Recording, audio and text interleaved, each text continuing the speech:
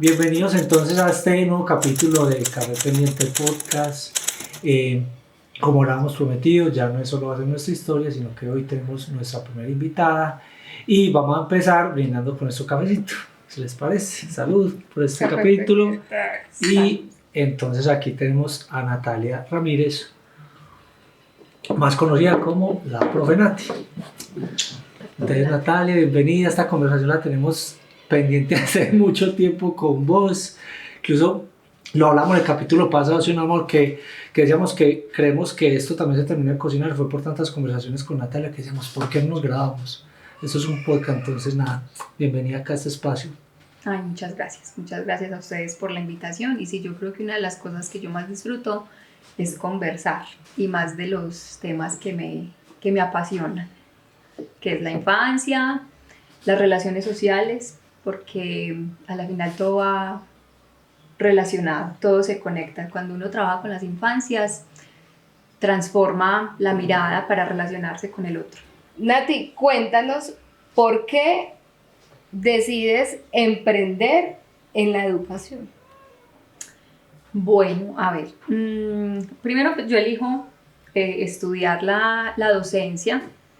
Yo creo que a uno las circunstancias de la vida lo van llevando a tomar decisiones, pues porque uno sale muy joven del colegio y realmente uno saber a los 17 años qué quiere estudiar es muy complejo, ¿cierto? Pues empezando porque todavía el cerebro no se ha terminado de desarrollar, entonces para tomar como esas decisiones tan importantes para la vida del ser humano. Pero las circunstancias también le van llevando a uno a tomar esas decisiones, circunstancias familiares, circunstancias económicas. Entonces, bueno, yo primero empiezo estudiando en la Normal Superior de María de Río Negro, entonces de allí salgo como normalista superior. Siendo normalista empiezo a trabajar con primera infancia, termino la normal y empiezo a hacer la licenciatura en inglés-español en la Universidad Pontificia Bolivariana, pero fue una licenciatura con la que nunca tuve una conexión, también por diferentes circunstancias que siento que no me permitió como disfrutarla y nunca la ejercí. Entonces siempre me enfoqué en el acompañamiento de la primera infancia, fui docente de primera infancia, después fui coordinadora municipal de primera infancia, fui coordinadora de programas de primera infancia, pero pues todos estos programas y el magisterio son programas que no dejan de estar inmersos en el sistema, ¿cierto? Entonces yo sentía que no, que todo eso que fui aprendiendo en este recorrido profesional no conectaba con esa profe que yo quería ser. Entonces ahí, y yo creo que también cuando uno es profe y trabaja con infancia, yo creo que el sueño de muchas docentes que trabajan con primera infancia es tener su jardín infantil, ¿cierto? Entonces yo creo que desde allí empieza como estas ganas de emprender, pero también creo que hay como genes que me impulsan a hacer eso. Pues mi papá es negociante, mi papá es constructor, entonces pues él nunca ha tenido un empleo fijo, él siempre ha negociado con carros, con casas, con terrenos, entonces creo que también desde ahí está como ese empuje para emprender y para sostener. ¿A qué te refieres con el sistema? ¿Cómo estar fuera del sistema? Bueno, mira, cuando yo siento que pues el sistema tiene unos niveles y que haya una transformación desde ese nivel más alto es muy complejo porque hay otros intereses, ¿cierto? Digamos que pues sin meternos en temas pues como políticos y así, pero obviamente el gobierno tiene otros intereses y luchar contra esos intereses yo siento que es muy difícil y así uno como docente dentro del aula de clase puede hacer muchas transformaciones, así hayan muchas leyes, muchos reglamentos, muchas teorías que el docente debe tener en cuenta a la hora de planear sus actividades o sus proyectos para darlos en el aula de clase. Uno como docente también tiene esa autonomía para transformar el aula de clase, pero eso lo hace más difícil, ¿cierto? El que tú tengas que responder con un montón de formatos, con un montón de teorías, con un montón de cosas, porque es que eso cada rato van llenando más es como si hubiera como una olla, ¿cierto? Y en esa olla empiezan a meter un montón de ingredientes entonces este ingrediente lo traen de este país y este ingrediente lo traen de este otro país y así, y entonces nos van mezclando un montón de cosas que ni siquiera se ajustan a las realidades que tenemos aquí pues en Colombia. Y claro, y por eso se vuelve un tema tan complejo para los docentes hacer lo que deberían hacer en el aula de clase con sus estudiantes. Entonces yo siento que hay como que nunca encajé, porque siempre he dicho como que estar allá, si yo pueda transformar el aula, es ir en contra de la corriente. Además porque también hay que ser conscientes y es que no todos los docentes son felices haciendo lo que hacen, ¿cierto? La mayoría de los docentes están en el lugar equivocado, desde lo que yo puedo percibir. Y mi mamá es docente también, que bueno, eso también creo que es algo que me impulsó también a elegir esta profesión, pero de acuerdo a la realidad que vive mi mamá estando dentro del sistema, porque mi mamá sí trabaja con el magisterio, cuando yo la escucho hablar, es como, sí, o sea, es difícil, es complejo y por eso siempre he dicho, hago más estando afuera, ¿cierto? Siendo muy responsable, claro, porque el hecho de estar afuera no quiere decir que yo vaya a hacer lo que me dé la gana. Además porque estoy acompañando infancias, estoy acompañando niños y niñas de la primera infancia, entonces tiene que haber conocimiento, tiene que haber responsabilidad, porque estamos cuidando niños, estamos acompañando lo que va a ser ese adulto, entonces hay que ser muy responsables con esa tarea. Pero siempre lo he pensado de esa manera. Yo sabes que te iba a decir como que devolviéramos como un poquitico, bueno, y volviéramos a conectar con el tema de cuando emprendiste con el jardín. Que nos contaras también ese tema, bueno, también con qué te encontraste cuando también quisiste luchar contra ese sistema, porque de cierta forma yo montar mi propio jardín, pues también es como esa lucha que vos, y qué te encontraste ahí, porque uno creía, no, monté mi jardín, muy bacano, cumplí mi sueño, pero bueno, en realidad uno también, ¿a qué se viene a enfrentar uno ya como emprendedor? Bueno, yo creo que también estando en círculos y en grupo con emprendedores, uno se da cuenta que la mayoría de los emprendedores emprendemos con un ideal, ¿cierto? Y desde lo que nos gusta hacer. Es muy poquito el emprendedor que diga como, me voy a meter con este negocio porque yo sé que esto me va a dar tanto, así no sea de mi interés, ¿cierto? Sino que siempre es como que yo voy a montar un restaurante porque me gusta cocinar, ¿cierto? O detrás de un sueño. ¿Cierto? O detrás de un sueño también como... Pero, por ejemplo, desde mi profesión, uno lo monta como desde de qué rico tener un espacio donde se cuiden las infancias de esta manera, donde se ofrezca un servicio más atento, un acompañamiento más consciente, más responsable y respetuoso con ese niño. Entonces uno no piensa en los números. Somos muy románticos, claro, somos muy románticos. Romantizamos el emprendimiento y cuando ya nos metemos ahí, cuando ya vemos, pues madre, que hay que, claro, y entonces uno dice, no, pues así como lo pensaba yo, no, pues es que más o menos con tantos niños, entonces tengo tantas maestras y bueno, y así empieza uno, pero entonces en el camino van llegando un montón de responsabilidades legales, tributarias, que uno dice, madre, ¿cómo voy a hacer para sostener? Tengo que pagar, no contemplé eso, claro, no hice un presupuesto que todo emprendedor o todo empresario debería hacer cuando va a empezar una idea de negocio.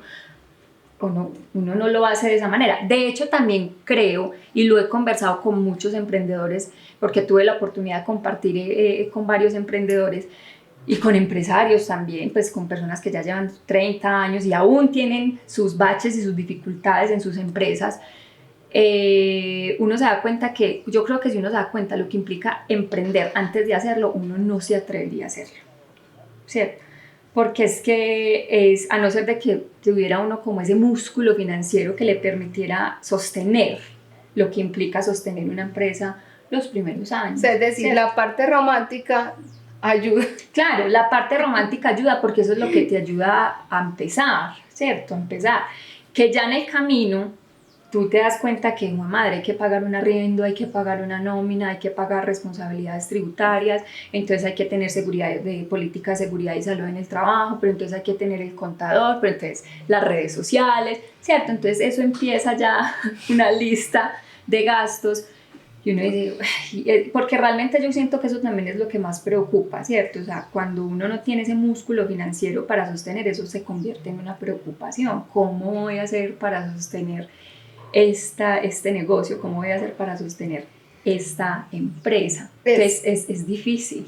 Esto me parece muy importante porque una vez estaba en una capacitación, una charla, y me di cuenta que la mayoría de los emprendimientos que estaban ahí no sabían sacar el costo realmente de su producto. Cuando mucho para ahí uno se dio una fórmula, pero esa fórmula antigua, que había una fórmula y yo dije, no, pero realmente ese no te va a sacar la rentabilidad, no está contemplando esto. Y yo era callada porque sí, yo decía, vamos a ver qué dice la asesora. La mayoría no. Sí, y eso es real. Además, porque, Dios.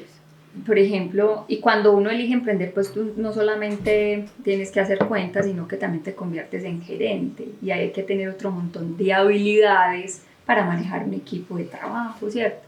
Pero no, por ejemplo, yo soy docente, o sea, yo sé de pedagogía, pero yo no sabía de gerenciar una empresa. A mí me tocó aprender y todavía me falta y sigo aprendiendo, porque es que claro, tener una empresa implica un montón de cosas, implica manejar un equipo de trabajo, ¿cierto? Implica sostener, implica tener estrategias para seguir creciendo, o sea, son muchas cosas lo que implica el emprendimiento, o sea, de por ahí en algún momento decía como es que emprender duele. Muy doloroso. Cierto, es doloroso. Y es estar dispuesto a aprender todo el tiempo. Porque hoy es una cosa y mañana es otra. Ahora es que uno como emprendedor no está dispuesto a estarse tratando como de cuestionarse, bueno, qué ha cambiado, qué hay de nuevo, lo mismo. Uno no está preparado por una gerencia de un negocio y una cosa es decir, va a montar un negocio, otra cosa es gerencia ese negocio. O sea, porque uno no necesariamente está preparado para eso, porque eso implica tener buenas relaciones con sus trabajadores, bueno, un montón de cosas, pero a la final es dolor y que no todo el mundo lo aguanta. Y por eso también hay mucha gente que arranca negocios y 1, 2, 3 meses y no hay para más, listo. no da para más. Porque romantizamos mucho pues, la idea de tener un negocio o de emprender y eso no es así. Porque también es muy teso y como emprender duele, también he sentido algo y es que hablar de emprendimiento con personas que no han emprendido es muy difícil, porque cuando tú dices como, uy, no, esto está muy duro, si no es una persona que emprende, normalmente dice, no, pues es que si eso no te está dando, entonces cierra, ¿cierto? O es que esto ya lleva tanto tiempo y eso todavía no le da, no, entonces usted para qué tiene ese negocio, o sea, es muy teso porque también uno no cuenta a veces con el círculo que te escuche, que cuando tú dices, pues madre, voy a tirar todo esto porque ya no aguanto más, a veces no encuentras con quién desahogarte, porque es que no van a comprender tu postura, o sea, y la solución no es cerrar, porque es que uno altibajos tiene siempre, y situaciones y tomar decisiones son las que le toca a uno en el camino de emprender, o sea, aquí le toca a uno aprender a tomar decisiones. Porque yo ¿cierto? renuncio, yo me digo a mí misma, renuncio, no, pero también. Al día siguiente yo no, tampoco. Otra vez vuelvo y como que bueno. Pero no. Una empresa. Y se contrata uno. Pero una empresa. Como que fue una crisis, pero ya. Una empresa, chao, es chao. Sí.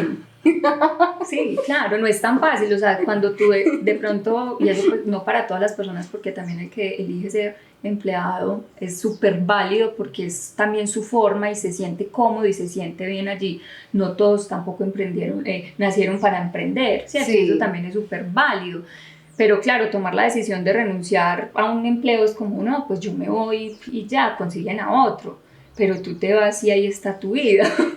No, y mira que 5 años que has invertido ahí todo el tiempo, entonces no es una decisión tan fácil de tomar. Y es un camino muy solitario, que eso lo hablan, yo creo que demasiados libros hablan de ese tema del camino del emprendedor, es un camino muy solitario, y a veces incluso es bacano cuando uno empieza a encontrar como ese grupo en el que uno, o amigos, lo que sea, así como por ejemplo lo que nosotros hemos hecho, y que estamos empezando cómo hacer, es como es eso, también como esos dolores uno no los siente solo, y yo lo he recalcado en los 2 capítulos anteriores, de que la idea de nosotros es que alguien se encontró justo ese pedacito, y ese día sienta la motivación, porque ese día estaba como que me voy a echar de mi negocio porque estoy cansado, que Incluso yo creo que yo nunca le he dicho esto a Angie, que por ejemplo yo a Nartru, que pues lo contamos que fue idea mía, pues yo creo que yo nunca lo hubiera hecho si no hubiera estado con ella. O sea, yo solo no hubiera, pues porque me parece demasiado teso ya uno estar solo en un emprendimiento, pues al menos con una persona es como que bueno, el día que yo estoy bajito, ella me da el empujón, y el día de pronto ella está bajita, yo le doy el empujón. Me parece un poquito más como de ayuda, pues en ese caso vos que si estás montada en ese caballito sola, pues es bacano, incluso me gustaría que nos hablaras como ya puntualmente cómo ha sido esa experiencia tuya, pues no sé si desde antes de Munay o empiezas a contarles como el tema Munay, pues. Sí, porque yo recuerdo que cuando decidiste como iniciar me decías, no, yo lo hice con un amigo, pero también en un momento dices, no, nos separamos y ya.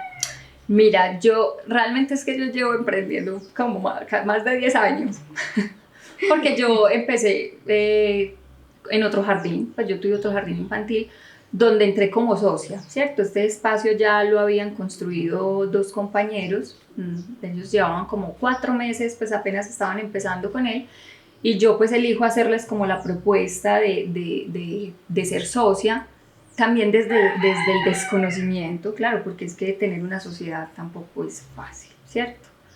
Entonces, bueno, elijo pues como ser parte de esta sociedad. Allí duró 5 años, pero como las sociedades son complejas y seguramente yo en ese momento también era un ser humano más complejo, ¿cierto?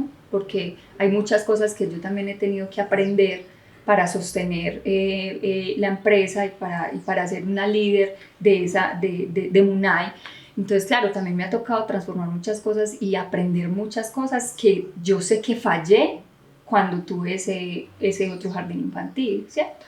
Pero que todo se tiene que dar como se tiene que dar. Yo renuncié como socia antes de pandemia. En el mes, mejor dicho, yo renuncié, pandemia fue en el 2020, ¿cierto? Sí. Sí, yo renuncié la primera semana de marzo, me despedí de las familias, entregué la carta de renuncia pues como socia, todo, y a la siguiente semana nos encerraron. Entonces, bueno, todo también se da porque de la forma que se tiene que dar, y pues mis compañeros no tienen la capacidad de sostener en pandemia, entonces ellos también eligen cerrar el espacio. Y desde que yo salí de allí, de este espacio, dije como no, yo quiero tener mi espacio y empecé en pandemia, empecé como a construir la propuesta pedagógica de Munay, qué era lo que yo quería tener en este espacio, porque este primer jardín también fue una escuela para mí, o sea, realmente lo que es Munay y lo que se ha construido con Munay, yo lo aprendí fue en este espacio, acá. Y uno de mis compañeros, y yo siempre lo he dicho, para mí él fue un maestro porque gracias a él fue que yo conocí de las pedagogías activas, empecé a conocer de la crianza respetuosa, a autores, ¿cierto? Que ya empezaron a hablar de este tema, y ahí yo dije, bueno, este es el espacio que yo quiero construir, y también de acuerdo a lo que había vivido en estos contextos ya desde los programas de primera infancia, que obviamente es con población pues más vulnerable, entonces las dinámicas también son distintas. Pero dije, bueno, yo quiero este espacio donde acompañemos las infancias de una manera distinta, ¿cierto? Donde podamos transformar la mirada frente a las infancias, conocer del desarrollo de las infancias, bueno. Entonces, pero para mí este primer espacio fue una escuela. Ya desde ahí empieza Munay. Yo Munay también lo empiezo. Lo iba a empezar sola, o sea, yo lo estaba haciendo sola, todo. Y en algún momento me dio por decirle a una compañera, a una amiga, que ya no somos amigas, porque las sociedades lastimosamente en muchas ocasiones dañan amistades, que no debería ser pues como así, pero bueno. Entonces empiezo con otra amiga, metemos a otra persona y empezamos 3, ¿cierto?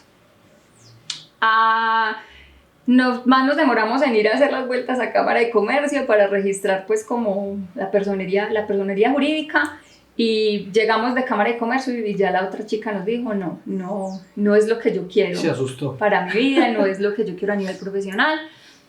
Entonces se retiró. Listo, está bien, es válido. O sea, quedaron 2. Quedamos 2. Quedamos 2. Pero también empieza a haber como esos conflictos, ¿cierto? Y por lo mismo, porque sostener un emprendimiento no es fácil y porque implica renuncias, implica mover los tiempos, ¿cierto? Implica constancia. Entonces, de pronto las dos no estábamos alineadas con ese mismo propósito de lo que es emprender y de lo que es tener una empresa, ¿cierto? Y creo que esa fue una de las cosas que empezó ahí como a hacer huellita y empezó hasta que a los 8 meses la idea era como cerrar, o sea, no, vamos a vender esto, lo poquito que hemos construido en estos 8 meses, miremos de pronto quién está interesado en comprar, porque yo también dije estoy cansada, pues porque yo ya venía 5 años en la misma dinámica y yo dije no, uy, madre, y ya sola, yo quedarme sola, yo dije no, estoy cansada, no voy a ser capaz, pero también dije no, pero yo no puedo dejar a las familias tiradas, pues teníamos en ese entonces 10 familias, yo dije, no, yo tengo, o sea, como sea hay que terminar, porque eso fue en agosto. Yo dije, no, hay que terminar, o sea, este año hay que terminarlo como sea, pero hay que terminarlo. Entonces, ya la otra compañera decide pues retirarse, y yo seguía pensando qué hacer, cierro, no cierro, continúo, pero cada fin de año es una motivación para empezar el siguiente, porque el otro año va a ser mejor. Siempre. Entonces siempre va a ser así. Yo creo que uno más o menos en el transcurso del año no es como que, ay, no voy a renunciar, no voy a ser capaz. Sí, eso. Pero llega fin de año y es como, bueno, ya terminé, no, el año entrante va a ser mejor. Y entonces otra vez empieza uno con toda en enero, con toda la actitud, ¿cierto? Entonces, bueno, y eso es lo que a mí me ha venido pasando ya en estos 4 años que llevamos con Munay. Y bueno, ya desde ese primer año, pues yo ya me quedé sola. Mi mamá es pues la socia, como porque necesitamos otra socia, porque pues estamos constituidos como corporación. Entonces mi mamá es mi socia. Pero realmente pues quien toma las decisiones y quien maneja Munay soy yo. Es difícil, sí, claro, porque a veces uno quiere tener otro doliente, ¿cierto? Lo que tú dices como ay, ¿qué hago? No sé qué hacer, ¿cómo hago para adquirir más recursos? ¿Qué otras estrategias me invento? ¿Qué puedo hacer? O cuando uno también, cuando hay muchas responsabilidades, uno es como, ay, qué rico poder soltar y delegar, pero entonces eso hace la carga más pesada. Pero también desde las experiencias que he tenido con las sociedades, sin decir que las sociedades no son buenas, porque las sociedades son buenas para crecer, ¿cierto? Sí. O sea, para muchas cosas son buenas, para aprender. Siempre y cuando uno las sepa manejar de manera estratégica también. También ha sido como, ay, muy chévere también poderlo hacer así sola, así sea también desgastante, pero es como bueno... Yo creo que también es como uno aprender a entender como cuál es su forma, o sea, yo con mi equipo de trabajo, yo las motivo para que ellas salgan adelante, yo siempre les digo, o sea, es que esto no es solamente mío, esto es de todas ustedes, si usted a mí me trae un proyecto que quiere hacer desde Munay, hágale, o sea, es que esto es para que crezcamos todas, entonces creo que también hay formas distintas de liderar un espacio y de permitirle a los otros también crecer. Así yo no tenga otra sociedad otra socia o socio que esté creciendo conmigo, pero yo a mi equipo de trabajo le puedo permitir crecer y hacer parte de lo que es Munay, ¿cierto? Claro. Porque yo les digo, o sea, si ustedes están conmigo, crecemos todas, no solamente yo, aquí crecemos todas. Sí, no es la figura, ¿cierto?, de la jefa malvada, pues vamos a hacer qué es lo que pasa. No, porque sí, empresas. Todavía existe mucho eso, o sea, sí, la verdad, claro, es que no, es que todo es por mí. Uh-huh. Bueno, y si no tienes ese equipo, ¿qué?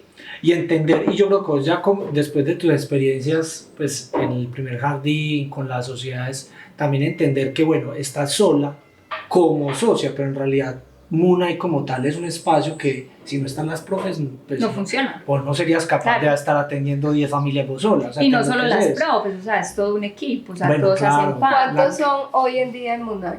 Pues yo tengo 2 profes, está la auxiliar pedagógica, como ofrecemos alimentación está la manipuladora de alimentos y estoy yo, ¿cierto? O sea, somos 5 que estamos pues como ahí siempre, pero alrededor está Paula, que es política de seguridad y salud en el trabajo, está Martica, que es entonces la que nos ayuda con toda la contabilidad, está Juan Gonzalo, que es el que arregla el jardín, está Martu. Angie y está Juan con todo el tema de redes sociales, ¿cierto? Con todas, entonces ahí eso ya se va, Ya un equipo está grande. Felipe, mi esposo, que es el que me ayuda con el tornillo, con la repisa, con el Muy que... importante. Y que tiene muy bonito y que Munay. me ahorra muchísimo dinero y es una ayuda súper grande también, o sea, entonces hay un montón de gente, está mi mamá que también siempre está ahí, por ejemplo mi mamá, ella nos regala el cuido para las gallinas, ella dice este es el aporte que yo le doy a una, entonces a la final no solamente soy yo, ¿cierto? Es un equipo que se ha ido construyendo también poco a poco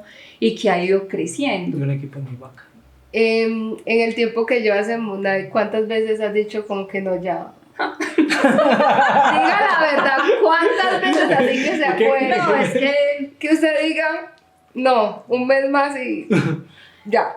Mira, yo creo que para mí lo más difícil de ser emprendedora es la estabilidad financiera. O sea, yo creo que uno con plata usted va solucionando. O sea, obviamente hay que tener habilidades para liderar un equipo, pues porque si no hay un ambiente de trabajo chévere, hacia allá plata, qué artera ir a trabajar, ¿cierto? Sí, o sea, si no te sabes comunicar, si no tienes algo de empatía. si yo no tengo una buena relación con las familias, pues imagínate yo llegar todos los días a Munay y que las familias no me quieran, o sea, no, o sea, entonces todo hace parte, No.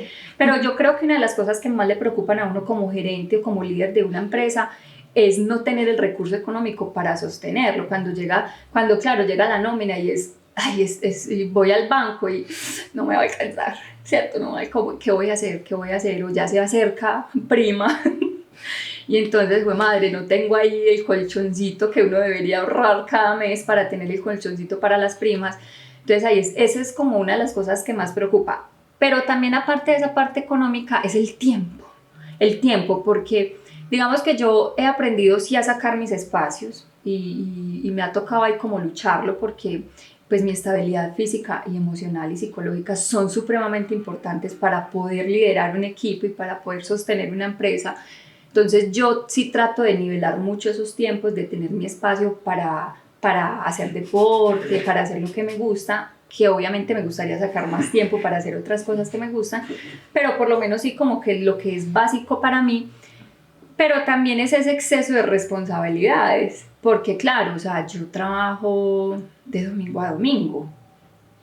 Sí, o sea, a mí me toca, yo no cumplo un horario laboral de lunes a viernes, no, a mí me toca ir el sábado, me toca atender familias un sábado, me toca, si hay que hacer un arreglo, me toca disponer el domingo para ir a hacer ese arreglo. Entonces ahí es como cuando uno ya se va sintiendo agotado, uno dice como, ay no, ¿por qué no estoy trabajando en maestría? ¿Cierto? ¿Por qué no estoy trabajando en otra parte donde ya yo salgo el viernes y podría tener el fin de semana para mí? Y no tendría que estar pensando en, hay un daño, pues madre, hay goteras, busque quien venga y arregle las goteras. Se taque un tubo, busque quien venga y destaque el tubo. Hay que pintar, bueno, busque quien vaya, compre materiales, venga y acompaña al que está pintando. O sea, es eso también como lo que hace que uno a veces se llene y se canse, pero vuelve otra vez y uno dice, bueno, pero esta fue mi elección, ¿cierto? Sí. Porque a la final también es una lección de vida. Y también porque creo que a nivel cultural es algo con lo que yo también he tenido que luchar y yo creo que no solamente yo sino a muchos nos ha tocado como, ¿es que usted trabaja un domingo? Sí, yo trabajo un domingo, pues sí. ¿Y Sí. qué? No, o sea, también es como también entender como, bueno, es que sino que aquí nos enseñaron a trabajar de lunes a viernes, entonces si tú trabajas un domingo es pecado, pues no, si yo quiero descansar, pues si tengo que trabajar domingo, pues al lunes no voy y trabajo o saco la tarde, por ejemplo, ¿cierto? O sea, también buscamos otras formas, pero que hay que hacerlo, porque también si uno no es coherente con esos tiempos, también, claro, se agota uno hasta que explota y ya, y claro, y la carga mental que uno tiene es muy distinta, porque yo también he notado eso, por ejemplo, y lo he conversado con mi mamá, y con mis amigas que he visto yo, pero es que yo tengo amigas que son como, que trabajan, cumplen un horario, pero tienen una energía y una chispa, Y claro, pero yo también me he dado cuenta que es que el desgaste mental que uno tiene como emprendedor es muchísimo más, ¿cierto? Entonces, claro, usted tiene más carga y eso hace que, pues, que yo siento que eso hace que uno pueda estar más cansado también y que el ritmo no sea igual, ¿cierto? Entonces, porque uno dice, pero ya cómo hace para tener tanto ánimo, igual trabaja, tiene responsabilidades, todo. Pero yo vuelvo y digo, no, Nati, pero es que tu ritmo de vida es diferente. Eso es difícil. A nosotros nos ha pasado a nivel como familiar y a nivel de amigos. Nos pasa mucho. Es como, ¿verdad que ustedes se acuestan a las 8? Sí. Pero es eso. A mí me pasa que a veces a las 3 de la mañana se me vino una idea o no, apenas me levante, tengo que hablar con Juan, enviarle al cliente esto, porque pues es su urgencia y debemos suplir esa necesidad, porque ese desgaste es duro. O en el tema económico, yo siempre soy muy, o sea, a mí el número me asusta. O sea, me asusta, así yo no quiera, es decir, yo siempre hago la cuenta de cuántos clientes debemos de tener para ser rentables. O sea, en mi mente está. Y eso es súper importante, claro, es que eso es tener un presupuesto. Pues eso es muy importante porque es lo mismo, ¿cuántos niños yo necesito para que Munay me empiece a generar una rentabilidad? Eso hay que tenerlo en cuenta, ¿cierto? Y a mí eso es como, sí, cierto, se me vuelve igual a veces como que, pero, o sea, ya, mira, todavía no estamos pagando un arriendo, pero yo ya le puse un arriendo al negocio. Pero quiero decir que lo da, pues, no tratas como de calmarlo. Exacto, o sea, él sabe como que bueno, sí. Oye, entender que es que el hecho, y vos lo acabaste de decir, ¿cuánto necesitas para tener una rentabilidad? Porque uno muchas veces el negocio lo está moviendo es plata, porque uno no está. Exacto, porque no puede ser honor y causa. Claro. O sea, digamos que hay un flujo de caja que te permite moverte, pero no es que le vaya a caer ahí el ahorrito en el banco, pues vamos a ir armando ahí el colchoncito. Y que los dividendos a final de año, pues vamos a partir. Es importante, incluso Angie le he dicho mucho eso. Yo sé que es importante, pero nosotros tenemos que agradecer pues, que llevamos 3 años y pico donde nosotros no hemos parado. Siempre ha habido, y es más importante, yo no estoy de preguntar eso, ¿cuándo hemos estado sin clientes en 3 años y medio? En ningún momento ha pasado eso. Así sea uno, pero ahí está. ¿Y qué es importante? Que se mueva. Por ahora, ventaja, pues fue pagar un arriendo ya es una cosa que pesa, vos tenés que pagar otro montón de cosas que responsabilidad por el tema de que tener seguridad y política de seguridad, todo, que prestaciones, nosotros por ahora digamos que dentro de la informalidad todavía nos permite, que yo le insisto mucho a ella, tratando también de conocer todos esos casos como el tuyo y es uno empezar a tratar de decir, vamos a hacer las cosas, que esto sea un aprendizaje para que nos equivoquemos lo menos que pueda de aquí en adelante, que el día que nos formalicemos, listo, a la empresa nosotros ya leímos, no pagamos arriendo, pues ya leímos como una carguita de un arriendo, como decir que tengo una oficina muy chiquita, pero también enseñándole eso como que bueno, coja peso, porque a la final la empresa con los años que cogen es peso y experiencia. Sí, claro. Nosotros estamos tratando de hacer eso, tratando de equivocarnos lo menos posible. En el futuro nos vamos a equivocar y no hay que equivocarnos y de eso se trata, o sea, es que al final los errores son oportunidades de aprendizaje. No, se equivocan en empresas grandes todavía. Exacto. Que se descachan en una campaña. Que tienen todo, o sea, que tienen... Que tienen sus equipos. Tiene cada persona exacto, que tiene una persona para liderar esto, que tiene áreas. Uno es yo con yo. Nosotros una vez hacíamos el ejercicio del organigrama. Yo manejo redes sociales, yo compro, yo administro, o sea, yo con yo. El video ese famoso de que uno se habla a uno mismo. Sí. Nosotros una vez hicimos el ejercicio del organigrama. Y fue chistoso porque era como, amor, ¿qué? ¿Te pones en gerencia de marketing o planeación? O sea, fue como... Sí, no, o sea, no. Por hacer eso me pasaba también así. Pues, por ejemplo, cuando estaba en el MBA con Interactuar, que pues allá lo que le enseñan a uno, y ahí es donde tuve la oportunidad como de estar con varios emprendedores, y uno como emprendedor tiene que pertenecer a esos grupos, porque es necesario. O sea, entonces se convierte en un círculo, en un apoyo. Entonces, sí. Claro, cuando el profesor nos hablaba del área comercial, del área, pues, o sea, de todas las áreas. Se ubicaba en todo. Y entonces yo le dije a profe, y entonces, pues, que yo cuando es que mi hija, levántese 2 horitas antes para que gerencie el negocio, antes de irse a operar. Así, ¿cierto? Pero usted tiene que sacar el tiempo para gerenciar, tiene que sacarlo. Entonces, es complejo, es teso. Pero bueno, a la final también es, por eso el propósito es importante, porque si no hay un propósito, tú no te sostienes. No hay forma de sostenerse. No lo hay. Bueno, y en sí, Mooneye, o es como emprendedora, ¿cuánto tiempo entonces, digamos, ya llevas emprendiendo?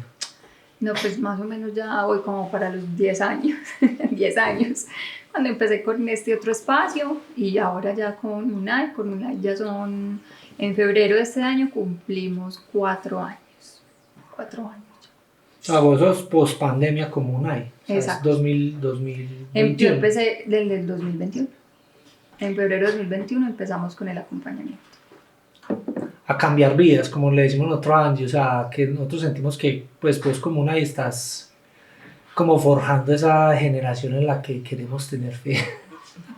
Sí, yo le tengo fe a mi generación. Pues mira, yo creo que de hecho esa es la intención de Mooneye. Y esto yo lo aprendí, ¿cierto? En todo mi recorrido profesional y académico también, porque a mí me gusta estudiar y siento que cuando uno trabaja con niños y con el ser humano, necesita saber, necesita tener el conocimiento, necesita las herramientas para poder comprender cómo manejar ese mundo de los niños y de las niñas, porque es que nosotros no podemos pretender que los niños se comporten como nos comportamos los adultos, ¿cierto? O sea, es que es imposible porque no están preparados ni a nivel de maduración cerebral, ni a nivel psicológico, ni a nivel emocional, ni a nivel físico.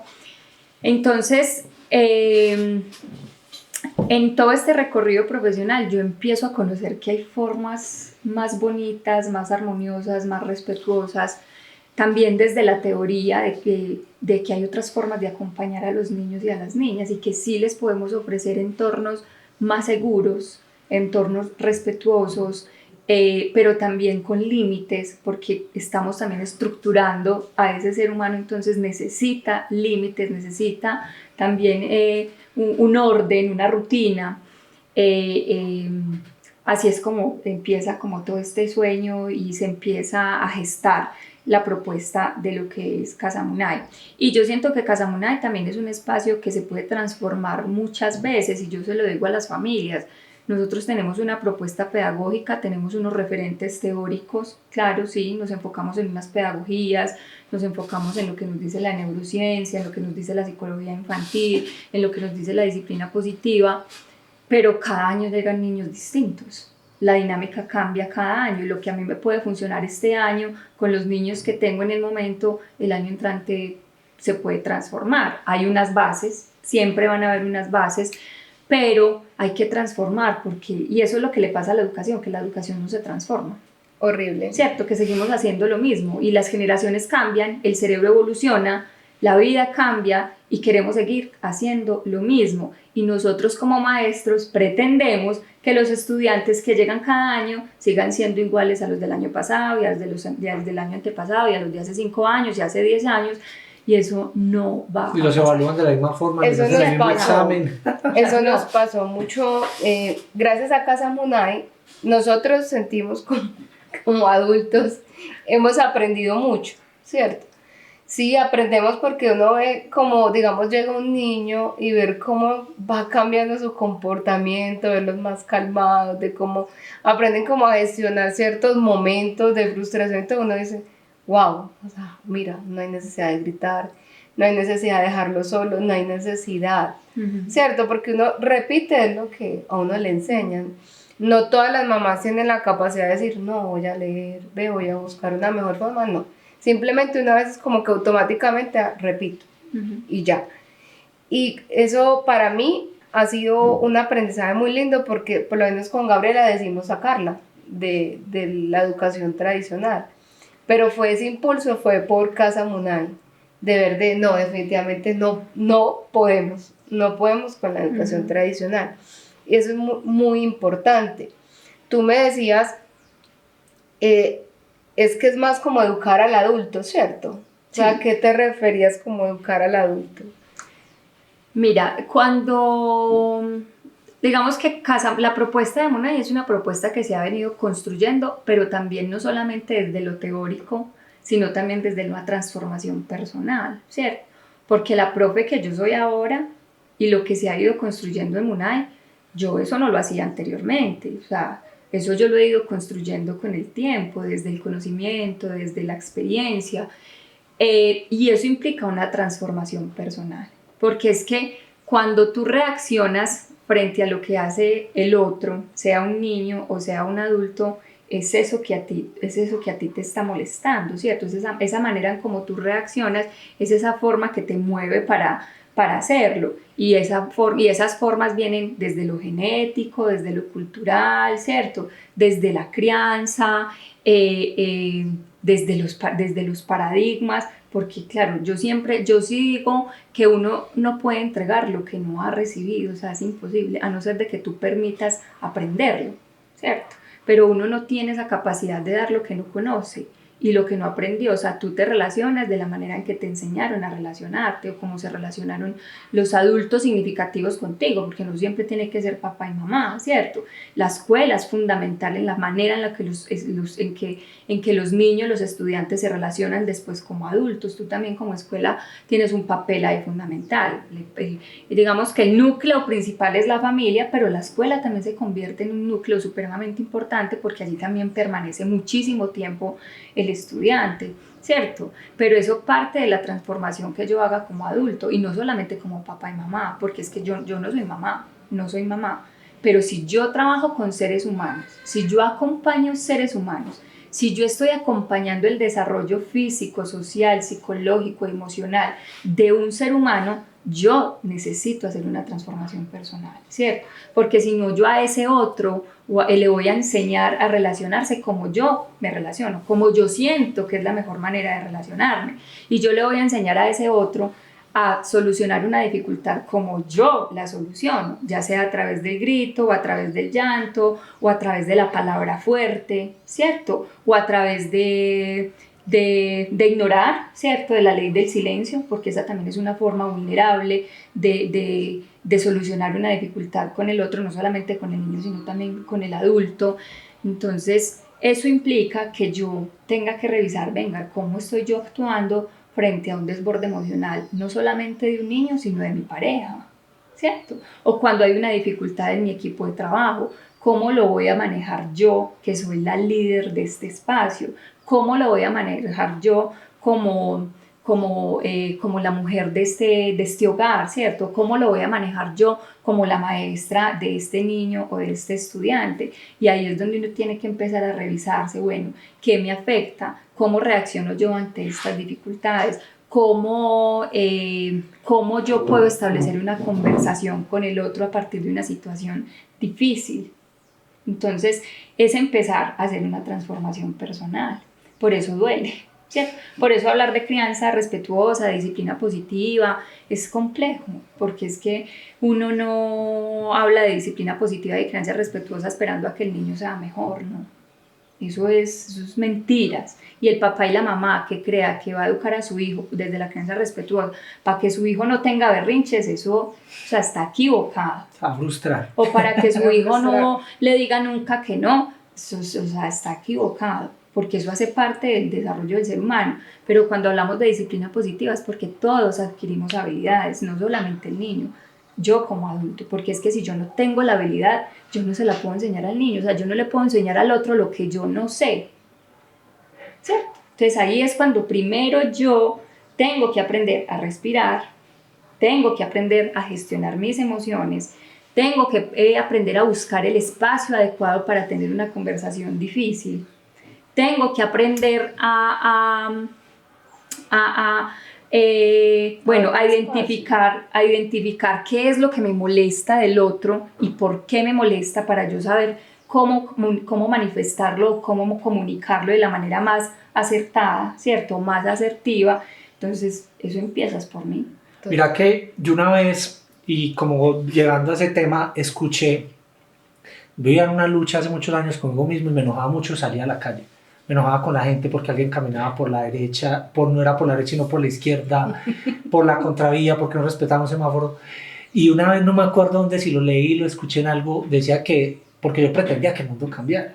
Y yo entendí en ese, que lo que digo, no me acuerdo dónde lo escuché, decía que uno primero tenía que cambiar el mundo de uno, y con ese cambio, por muy pequeño que sea el mundo de uno, o sea, que lo que vos decís, uno tiene que hacer ese cambio en uno para de pronto que esa otra persona, ese niño en este caso, pues también lo entienda. O sea, como que esos cambios empiezan en uno, y no pretender que un día para otro el mundo es el mundo que soñamos. O sea, con esas pequeñas luchitas, pues, porque siento que ahí es donde arranca verdaderamente ese cambio. Y eso lo digo para ir a lo que te quería preguntar, lo siguiente: ¿vos crees que esa educación tradicional, que es digamos, la que viene desde el Estado, que pues llevamos décadas en lo mismo, crees que desde ahí va a haber algún cambio en algún momento, o simplemente esos cambios se dan desde ese privado, porque pues a la final esa educación privada es la que en realidad hoy propone de pronto la diferencia? Porque lo que vos decís, en esa educación tradicional de pronto habrá uno o dos maestros que la hacen como debería de pronto ser, pero pues eso va a ser muy difícil también, como cambiar todo ese entorno que viene desde el Estado. O sea, esa lucha y ese cambio se tiene que dar desde el privado, desde ese emprendedor. Yo creo que yo he aprendido algo, y es que yo siento que también hemos satanizado mucho la educación tradicional, ¿cierto? Como también hemos desdibujado las pedagogías activas o las pedagogías alternativas, porque como seres humanos como que nos vamos a los extremos. Entonces tenemos ya exceso de libertad y no hay una estructura, ¿cierto? Y no aprovechamos esos periodos sensibles que tienen, por ejemplo, los niños para fortalecer ciertas habilidades. Y lo mismo con la pedagogía tradicional. O sea, es que tú también, como si tú eliges ser docente y eres el docente, pues tú eres el líder de ese espacio, ¿cierto? O sea, tú eres quien propone.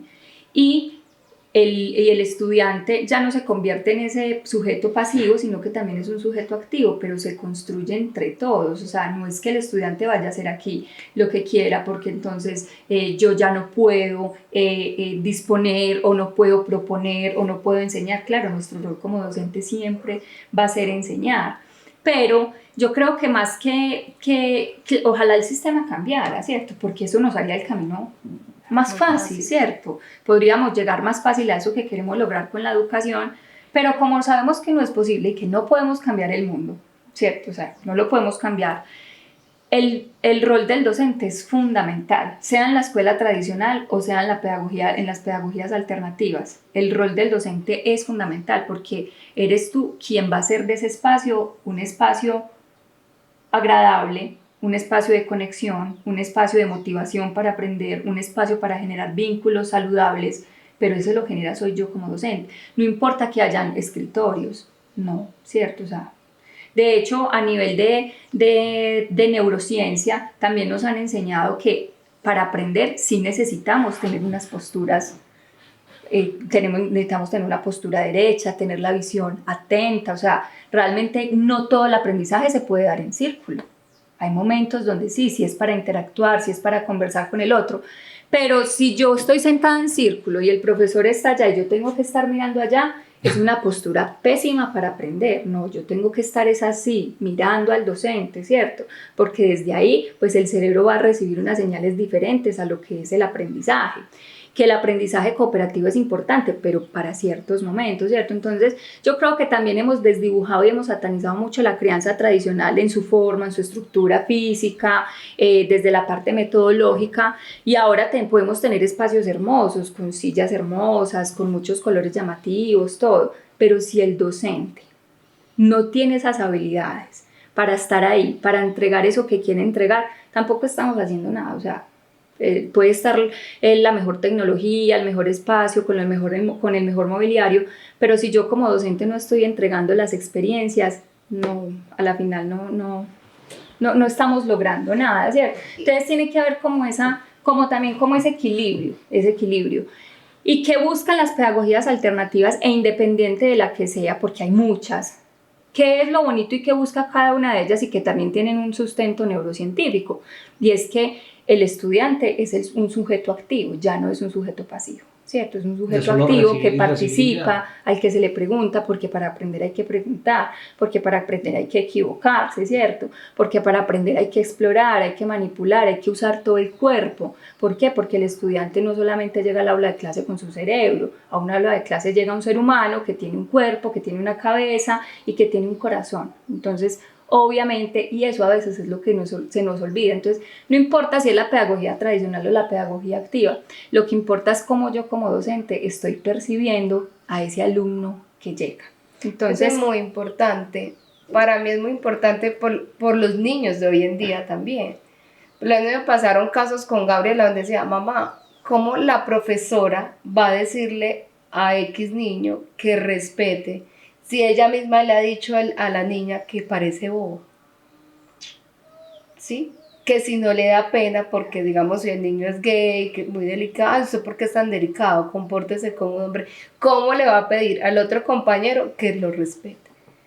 O sea, los niños ya están muy, y uno, o sea, hasta yo quedo como a veces con, ellos analizan tanto, y con niños también muy pequeños lo he visto, en Munay lo hemos visto, cómo son capaces de argumentar, ¿cierto? De cómo aprenden, me parece muy lindo, por lo menos con Gaby, que respetas mi espacio, por favor. O sea, también ya los niños vienen, ¿cierto? Ya sea porque les enseñan eso, ya pueden analizar y decir. claro, digamos que ahí es donde yo digo que ahora el estudiante se convierte en un sujeto activo, ¿cierto? O sea, porque anteriormente, que ahí es donde también ya vamos al extremo de la educación tradicional, por decirlo así, es que el estudiante no podía hablar, ¿cierto? Entonces el docente pues se pasaba toda la hora, las 2 horas escribiendo en un tablero, y además que anteriormente pues que se usaba la regla, el sacarte al frente y hacerte quedar mal delante de todos tus compañeros, claro, Dejarlo o sea, sin descanso. esas son las formas que no funcionan porque no son respetuosas con el otro. La parte física es lo de menos. Puede ser un salón al aire libre y sería maravilloso, ¿cierto? Ahí lo que importa es ese docente, cómo está interactuando con sus estudiantes, qué ambiente está generando dentro del aula. Eso es lo esencial, es lo esencial. Yo hace poquito estuve en una clase y era fue muy graciosa porque era como que los docentes, la diferencia que había entre un docente que llegaba siempre alegre, que es supremamente importante porque es la actitud que tiene el docente frente a esa clase, y el docente que siempre llegaba con cara de nalga, ¿cierto? O sea, que si tú llegas todos los días al salón con cara de nalga, pues ¿cómo esperas que tus estudiantes estén motivados para aprender, ¿cierto? O sea, eso no va a pasar. Entonces realmente ahí lo que importa siempre es la actitud del docente, y por eso es tan importante que así yo no sea papá y mamá, pero si yo trabajo con un ser humano, tengo que hacer una transformación personal, la tengo que hacer. Vení, de pronto me va a meter ya algo muy, no sé si complejo, ya vos decidirás si es complejo o no, pero por ejemplo con ese tema de educación tradicional y de que también el cambio es desde el docente como tal, por ejemplo en un lugar donde por lo menos hay 20, 30 mundos muy diferentes, ¿cómo, por ejemplo, la educación tradicional los evalúa a todos igual, cuando son 30 cabezas diferentes? O sea, porque, por ejemplo, fue algo con lo que fue una persona que la primaria no fue tan complejo, pero el bachillerato para mí fueron 6 años de sufrimiento total. O sea, yo nunca me adapté a la educación tradicional, y eso que estudié pues en un colegio como privado, pero sí, yo nunca me sentí bien. O sea, fueron 6 años de sufrimiento, porque digo que lo sufrí, porque no me sentí. Es más, hoy día, tanto fue eso que yo no tengo amigos del colegio. O sea, ni me pregunto dónde estarán. Por ahí alguna vez me cruzaron la vida por la bicicleta con alguno, pero fue por ese tema, porque yo nunca me sentí bien. Era porque de que si yo era bueno para unas cosas, y lo mismo en el salón habían otros buenos para otras cosas, y todos terminábamos. O sea, yo 10 días antes de graduarme de 11 estaba reforzando matemáticas, inglés, que fue una lucha mía los 6 años de bachillerato. Entonces, y yo llegué a la universidad, y en la universidad, por ejemplo, me choqué un poquito porque también me metieron muchas materias al principio, como que yo dije, pero pues ¿para qué? Yo estoy estudiando audiovisual, yo tengo muy claro para dónde me quiero ir, porque yo sentía que perdía tiempo, y se lo decía a los profesores. Me sentía la libertad de la universidad de decírselo, pues a mí eso materia no me importa. O sea, yo vine acá con eso, y muchos entendieron eso, hasta me ayudaban. O sea, entonces ahí voy, o sea, eso uno como ¿algún día puede haber algún cambio en esa forma de evaluar 30 mundos diferentes dentro de la educación tradicional? 45, 50. Sí, pues, por el tiro bajito, primero pero- eso es, o sea, realmente que un docente tenga 30, 40 estudiantes, eso es antihumano, ¿cierto? Bien. O sea, entonces, digamos que esos son temas susceptibles porque, claro, o sea, las condiciones de los maestros también son complejas. O sea, no tienen los recursos, las adecuaciones de los espacios son pésimas, la cantidad de estudiantes es exagerada. También hemos tergiversado mucho el tema de la inclusión, que es otro tema muy complejo. Entonces, claro, para una docente tener 5 o 6 niños neurodivergentes, eso también implica otro montón de cosas. Entonces, a veces uno también hay que también ponerse, como no ponerse en el lugar, uno no se puede poner en el lugar del otro, ¿cierto? Pero sí empatizar claro, con esas formas y con esas condiciones y con eso que ahora tienen que lidiar los docentes, porque es así. Pero yo creo que tampoco es tampoco es una excusa, yo vuelvo y digo, son decisiones personales, a uno no le toca la vida que le toca, a uno le toca vivir la vida que eligió. Yo digo O sea, que yo siento que eso mismo pasa con la docencia, porque ahora los docentes se quejan muchísimo, mucho, se quejan mucho porque no tienen los recursos, porque son tantos estudiantes, porque les piden una cosa, porque entonces les meten otra cosa y así. Y claro, es muy complejo, porque seguramente tú tienes que cumplir con un montón de situaciones y un montón de cosas que no son tan relevantes como realmente ofrecer un buen acompañamiento. Y el tema de evaluar, uno sí puede evaluar, así el sistema te diga tienes que evaluar de esta manera. Yo sé que hay docentes que buscan muchas maneras de evaluar a sus estudiantes, pero vuelvo otra vez a lo mismo, eso depende mucho de la forma de ese docente, de ese maestro. O sea, ¿qué tanto tú como maestro te estás disfrutando eso que estás haciendo? Es que ser maestro, a mí me parece muy teso, porque es que cuando uno elige ser maestro, lo primero que uno debería comprender es que vas a trabajar con seres humanos. Usted puede ser profesor de matemáticas, puede ser profesor de física, puede ser profesor de química y usted puede ser muy bueno en su saber específico, pero si usted cree que como docente su rol es ir y enseñar lo que usted sabe, está muy equivocado. Y creo que está en el lugar equivocado. Porque si usted no ha caído en cuenta que usted está trabajando con un ser humano, que tiene un cuerpo, que tiene una cabeza y que tiene un corazón, está jodido. Porque los docentes creen que allá va un cerebro a aprender, pero allá no va un cerebro, allá va un ser humano. Y cuando usted trabaja con seres humanos, usted tiene que entender que va a trabajar con 40 historias, con 40 contextos, con 40 dinámicas familiares diferentes, ¿cierto? Con 40 maneras diferentes de adquirir el aprendizaje. Ojo, no quiere decir, porque también hemos caído mucho en el error, de que como tú eres más visual, entonces solo puedes aprender de manera visual, como tú eres más kinestésico, entonces solo aprendes desde el movimiento. No, eso tampoco es así, porque el ser humano es integral y porque el cerebro funciona de manera integral. Claro, yo puedo aprender más fácil de cierta manera, pero no quiere decir que no pueda aprender escribiendo, o que no pueda aprender escuchando, o que no pueda aprender viendo imágenes, no, ¿cierto? Porque el cerebro funciona de manera integral. Por eso, no es que yo como docente tenga que hacer actividades para cada uno, para que haya inclusión, o para respetar el ritmo de aprendizaje de cada uno, no. Es como yo, a partir de la diversidad, puedo empezar a ofrecer un montón de experiencias, no solamente parándome en un tablero a dar una cátedra, ¿cierto? Sino cómo utilizo el cuerpo, la cabeza y el corazón para generar aprendizaje.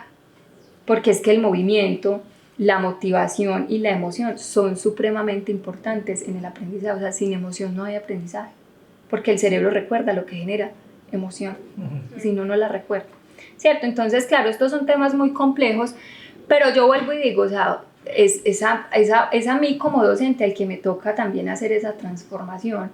Y si yo estoy en la docencia para quejarme todos los días y para llegar con cara de nalga todos los días al aula de clase, váyase, o sea, busque otra cosa para hacer, por lo mismo, porque tú no vas a cambiar el sistema educativo. Por más quejas que usted haga, por más aburrido que usted vaya a trabajar, ¿cierto? No, eso no va a pasar. Entonces, si usted no se siente cómodo con eso que está haciendo, busque otra cosa para hacer, porque es que los estudiantes también merecen respeto, ¿cierto? Así como uno como docente le pide a sus estudiantes respeto, los estudiantes también lo merecen, y también merecen que ese docente esté dispuesto a dar todo por esos estudiantes que están yendo a un aula de clase. Y porque el aula de clase puede ser en muchas ocasiones ese único entorno seguro en el que puede estar un estudiante. Bueno, Natalia, y hablando del tema de cómo surge la profe Nati. Bueno, digamos que el propósito de MUNAI no es solamente que se convierta en un espacio o en un entorno seguro para acompañar las infancias y donde se cuide las infancias desde una mirada respetuosa, de una mirada más atenta, más consciente, sino que MUNAI también se crea con el propósito de acompañar a las familias, porque criar es difícil, ¿cierto? Criar es un tema muy, muy complejo. Y también ahora por tanta información que nos dan las redes sociales, pues también se ha romantizado mucho la crianza y creo que se le ha exigido demasiado a las mamás y a los papás, porque también ya hay paternidades más presentes. Entonces, también se crea con el propósito de que las familias que estén en una se sientan acompañadas en todos esos retos y en todos esos desafíos que implica criar y que implica acompañar las infancias.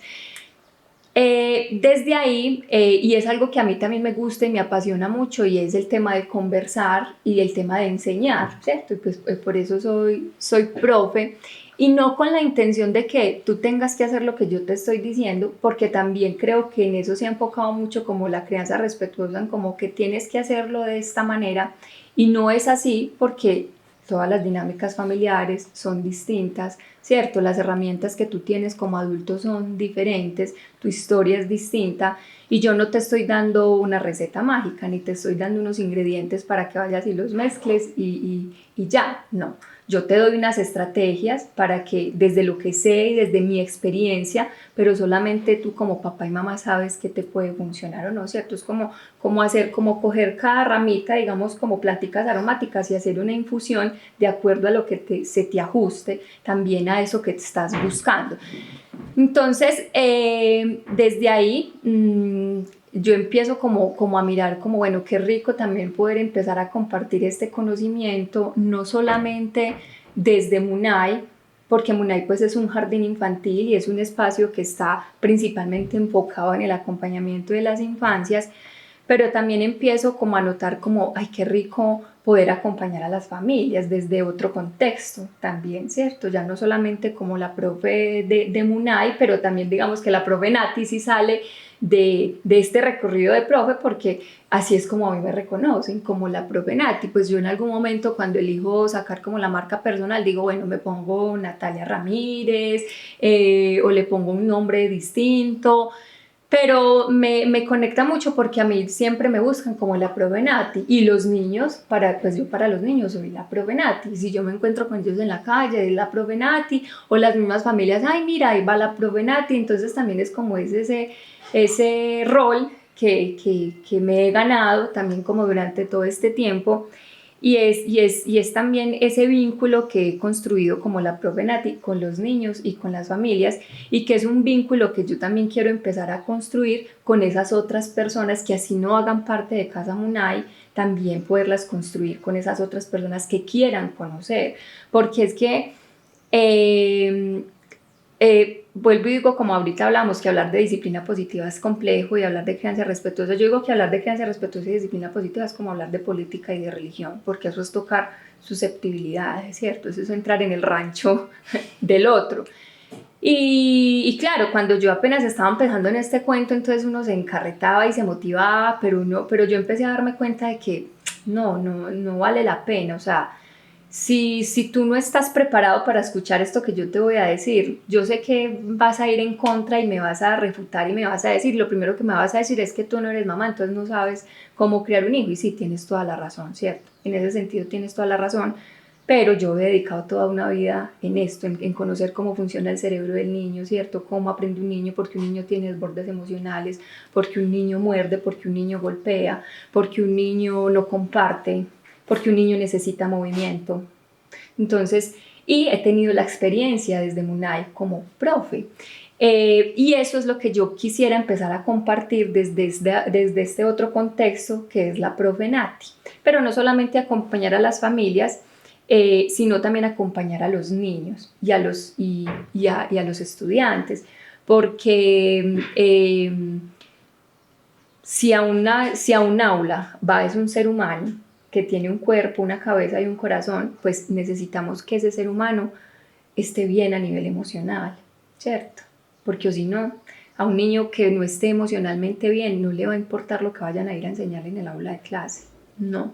Entonces también muchas veces, y ahora que se ven tantos diagnósticos, porque ahora se ven muchos diagnósticos de déficit de atención con hiperactividad, pues muchos niños con comportamientos desafiantes, ¿cierto? Que no solamente están relacionados con las pantallas, que sabemos que también han tenido muchas implicaciones en estos cambios de comportamiento en los niños y en las niñas, también está todo eso que tiene que ver con la parte emocional. Entonces, no solamente yo quiero, como la profe Nati, acompañar a los niños para adquirir esas herramientas de aprendizaje, sino también para conectar y conocer más desde eso que pasa en su cuerpo cuando estamos tristes, cuando estamos enojados, cuando estamos frustrados, cómo esa parte es fundamental también en el aprendizaje. Entonces, porque sé que muchos niños cuando tienen un rendimiento académico bajo en las instituciones educativas es porque seguramente algo no está funcionando. Pero entonces no es solamente un trabajo con los niños, sino que también es un trabajo con la familia, porque es una corresponsabilidad, porque tanto el entorno familiar como el escolar y desde mi parte como profesional que va a acompañar, pues tenemos que hacer un trabajo integrado y un trabajo desde la corresponsabilidad para que eso pueda tener frutos. Si no hay familias que estén disponibles, porque también las hay que no tienen, digamos, esa disponibilidad emocional o psicológica para estar, pues yo sé que uno como docente se convierte en un referente muy importante para el niño, para la niña o para el estudiante. Entonces, también sé que un estudiante que construya un vínculo sano con un docente y que genere una conexión o un vínculo con ese docente, ahí ya se están transformando muchísimas cosas, ¿cierto? Muchas cosas. Entonces también desde la profe Nati, eso es lo que yo quiero empezar como a compartir, pero siempre lo he dicho para las familias que estén dispuestas a aprender, ¿cierto? Que quieran buscar otras formas. Me parece muy lindo de uno ser consciente como padre de esa conexión que puede tener un niño con su profe, porque he escuchado casos de mujeres que dicen, si no, mi profe me salvó la vida. A veces tienen situaciones horribles en su casa y si no fuera por ir a la institución y esa profe, ya esas personas fueran muy diferentes. Entonces, una profe sí nos marca, nos puede marcar para toda una vida, para bien y también para mal, ¿cierto? Eso. Porque en el tema de la educación también se ve mucho el tema de esas etiquetas. El pegón, el violento, cómo desde Casa Munay ayudas o transmites como esa enseñanza a las demás profes, a los papás y eso, cómo manejas una situación, digamos, de cuando un niño le pega al otro, sin necesidad de etiquetar, porque eso una vez me lo explicaste y yo dije, wow, sabes que los seres humanos, qué chévere soltar las etiquetas. Uh-huh. ¿Cómo lo manejan ustedes? O sea, ¿cómo lo abordan desde la familia o como con un niño? Pues mira, yo creo que lo primero que hay que entender es que todos los seres humanos tenemos una forma, ¿cierto? Una personalidad, un temperamento, un contexto diferente, una historia diferente. Y con los niños, que es, digamos, con los que más se suele usar esas etiquetas, ¿cierto? De que eres grosero, es que eres muy desobediente, eres muy desorganizado, es que, bueno, las etiquetas son muy fáciles de poner, ¿cierto? O sea, yo siempre le explico como a las profes y a las familias, yo les digo, mira, una etiqueta, tú coges una serie de botellas, ¿cierto? Una botella y tú las etiquetas las pegas súper fácil. Pero cuando tú le quieres quitar esa etiqueta a ese vaso, no la puedes quitar tan fácil. Tienes que ponerlo a remojar un rato, tienes que después rasparle con el cuchillo, después lavarle con esponja y si no le salió con esponja, después hacerle con thinner para que esa botella pueda quedar lo mejor posible, ¿cierto? Y eso mismo pasa con las etiquetas que les ponemos a las personas o a los niños y las niñas. Entonces ahí hay algo muy importante que hay que comprender primero y es qué sucede en el cerebro de los niños y las niñas, ¿cierto? Porque un niño es agresivo, por ejemplo. Porque si es un niño, dependiendo de su edad, pues puede ser la forma en que encuentra para comunicar sus necesidades, ¿cierto? Porque un niño hace un desborde emocional, pues porque es un niño que apenas se está desarrollando, entonces su cerebro apenas está madurando y todavía no tiene la capacidad madurativa ni emocional para decir, estoy enojado, estoy frustrado, pero no me puedo tirar al piso, ¿no? Esa es la manera en que el niño encuentra para comunicar su disgusto y está bien y es válido, ¿cierto? ¿Por qué un niño muerde? Un niño no muerde porque sea grosero, un niño muerde por muchas razones, porque no tiene un desarrollo del lenguaje verbal fluido, porque se puede sentir invadido, porque es un niño que es muy corporal, entonces su control inhibitorio todavía no tiene esa capacidad de controlar sus movimientos y por eso la reacción ante esas situaciones incómodas es el golpe o el empujón o el mordisco. Entonces cuando yo conozco y cuando yo tengo las herramientas, puedo comprender qué es lo que está pasando en el niño. Y ahí es donde entra también la disciplina positiva, porque la disciplina positiva nos da las herramientas para acompañar esos desafíos de la mejor manera posible. Entonces, por ejemplo, yo comprendo que el niño de 2 años tenga un desborde emocional, ¿cierto? Y pueda empujar a su compañero o el de 3, lo pueda empujar, sé que está enojado porque, claro, hay que nombrarle eso que él está sintiendo porque él está aprendiendo a identificar eso que está pasando en su cuerpo y en su cerebro. Yo puedo validar eso que él está sintiendo, pero desde la disciplina positiva yo redirecciono ese comportamiento, ¿cierto? Entonces yo podría elegir o mandarlo a la silla de la reflexión, porque los niños, pues un niño de 3 años no reflexiona, o puedo elegir decirle, mira, sé que estás muy enojado porque tu compañero no te prestó el juguete, pero no puedes tocar el cuerpo de tu amigo. Le puedes decir, me lo prestas. Es distinto, ¿cierto? Entonces hay 2 formas de hacerlo. O lo mando para la silla de la reflexión y lo dejo solo y al niño al minuto se le olvidó porque está allá, ¿cierto? O elijo reconocer eso que está pasando, lo acompaño, valido lo que está sintiendo, más no valido su comportamiento, yo redirecciono ese comportamiento y a eso es a lo que nos invita la disciplina positiva, ¿cierto? Cómo yo te puedo comprender, pero también yo como adulto, que soy el que estoy estructurando, que soy el que estoy acompañando y que soy el que estoy guiando el camino, doy esas herramientas para generar esas habilidades, que es lo que el niño necesita, fortalecer habilidades, ¿cierto? Entonces, desde la disciplina positiva hay algo muy bonito y es que el caos siempre es una oportunidad para aprender. Y así es como lo deberíamos tomar. Súper. Sí, porque realmente nos crían como o nos enseñan nuestros papás como tratar de que seamos los menos, que no seamos, ¿cierto? No puedes ser grosero, no puedes levantar tu voz, no puedes hablar. Si el adulto habla, tú te callas, si la profe te dijo algo, tienes que hacer silencio. Pues nos criaron bajo ese concepto, esa forma de hacer las cosas, entonces cuando una profe como tú nos habla de esa forma, uno queda como que, wow, o sea, sí hay otra manera.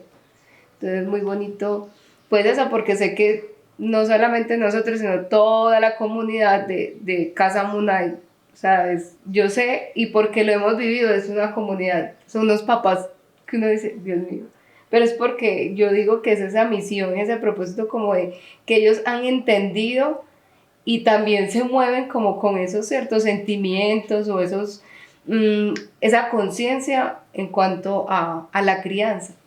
Me parece muy, muy bonito. O sea, siempre que Natalia habla de unos...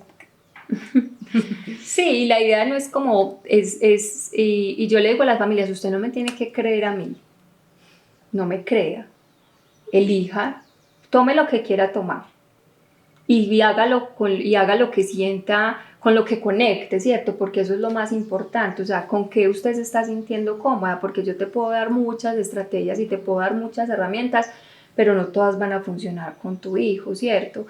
Y no solamente son las herramientas, es como yo como adulto me estoy sintiendo al momento de aplicar esas herramientas, ¿cierto? Porque también ahora con tantas herramientas y con tanta información, entonces las familias se viven esa crianza de manera muy ansiosa, entonces tienen miedo de hacerle daño a sus hijos. Sí. ¿Cierto? Entonces ya claro, tienen ese susto, como es que si el niño llora, entonces le va a generar un trauma, y entonces si yo le digo que no, entonces ya no me va a querer, o entonces si yo voy a entrar a trabajar y ya no le voy a dedicar tanto tiempo, entonces le voy a generar un trauma. No, eso no va a pasar.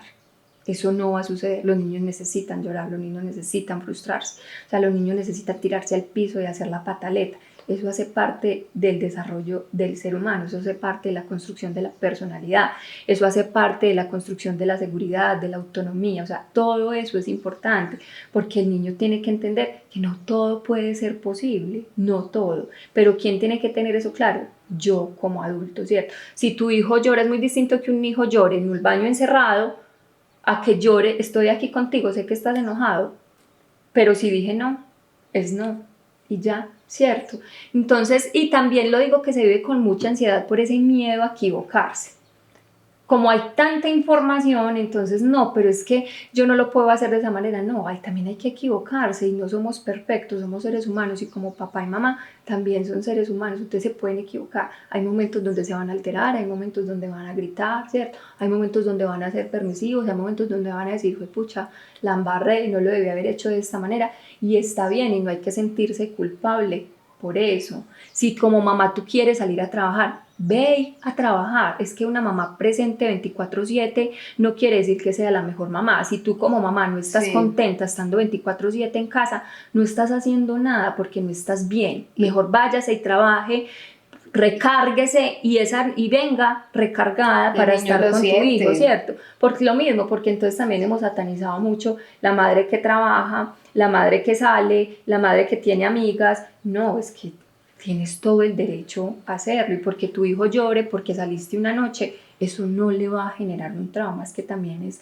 tu vida, ¿cierto? Entonces ahí también es como ser muy cuidadosos en cómo se está como compartiendo también la información, y más que de dar muchas herramientas, es como buscar qué me puede hacer sentir a mí como papá y como mamá más tranquilo frente a la crianza de mi hijo, ¿cierto? ¿Qué me puede estar generando más tranquilidad y qué nos puede estar funcionando a nosotros al interior de nuestro hogar? Porque todos los hogares y todas las dinámicas son totalmente diferentes.